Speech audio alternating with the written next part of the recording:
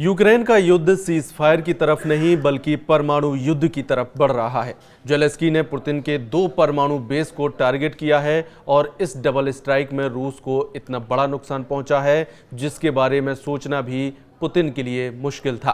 Ukraine के media ने दावा किया है कि उसने मरमस्क और इत्स्क इन 2 इलाकों में रूस के सबसे सीक्रेट बेस पर ड्रोन से अटैक किया है और उसने 40 से ज़्यादा विमान तबाह कर दिए हैं।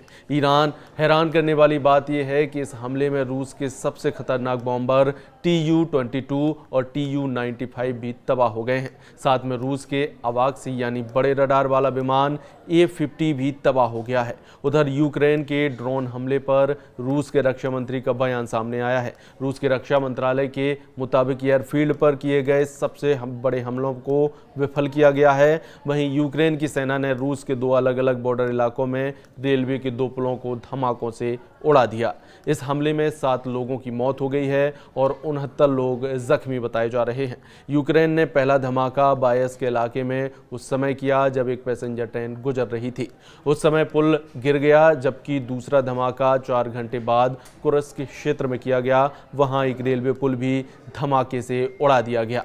जेलेंस्की और उनके टॉप कमांडर बहुत खुश हैं क्योंकि रूस के खिलाफ उनका सीक्रेट ऑपरेशन कामयाब रहा है। लेकिन इस ऑपरेशन के बाद पुतिन के गुस्से का लेवल रिकॉर्ड तोड़ रहा है। पुतिन ने फैसला कर लिया है रूस की फौज अब यूक्रेन को सबक सिखाने के लिए बड़े हमले करेगी। ये बात ट्रंप को भी पता चल गई है। उधर रूस ने हमला करना शुरू भी कर दिया है। रूस ने यूक्रेन में बड़ा मिसाइल हमला किया है।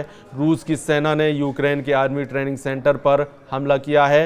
रूसी हमले में यूक्रेन के 12 सैनिकों की मौत हो गई है जबकि 60 से ज़्यादा घायल हो गए हैं। जेलेंस्की को दहलाने के लिए पुतिन ने सुमी कांड शुरू कर दिया है। सुमी यानी वो शहर जो रूस के बॉर्डर से लगा हुआ है और यहाँ पर पुतिन अब जेलेंस्की की फौज को ऐसी सज़ा देने जा रहे हैं जिसकी उम्मीद जेलेंस्की को भी नहीं है। जेलेंस्की का दावा है कि पुतिन ने सुमी शहर पर कब्जा करने के लिए 50,000 सैनिक तैनात कर लिए हैं। ये सैनिक इस वक्त सुमी की तरफ बढ़ने वाले हर मोर्चे पर पहुंच रहे हैं। ये 50,000 सैनिक पुतिन की सबसे खतरनाक फोर्स का हिस्सा हैं। यहीं पुतिन के सुमी कांड की शुरुआत कही जा रही है जिसमें जेलेंस्की को जकड़े जाने की पूरी तैयारी है। ये पुतिन का मिशन एनाकोंडा है जिसमें यूक्रेन को फंसाने के लिए पुतिन ने जाल डाल दिया है। सवाल है कि जेलेंस्की को 1.5 लाख नए सैनिक घेरेंगे तो तस्वीर क्या होगी, क्योंकि रूस कम सैनिक होने के बावजूद यूक्रेन पर भारी पड़ा है। रूस ने 3 साल के युद्ध में यूक्रेन में जिन जिन इलाकों में कब्जा किया है उसे लेकर दोनों तरफ हजारों नहीं लाखों सैनिकों की मौत हुई है। ये दावा तो खुद यूक्रेन की तरफ से भी किया जाता है, लेकिन जेलेंस्की को साफ लग रहा है कि नए 1.5 लाख सैनिक अगर उतरेंगे तो 4 शहरों पर मुसीबत टूट सकती है। पहला है पूर्वोत्तर में खार्किव और दूसरा सुमी, तीसरा है दक्षिण पश्चिम की तरफ ओदेसा और चौथा शहर उत्तर में राजधानी कीव।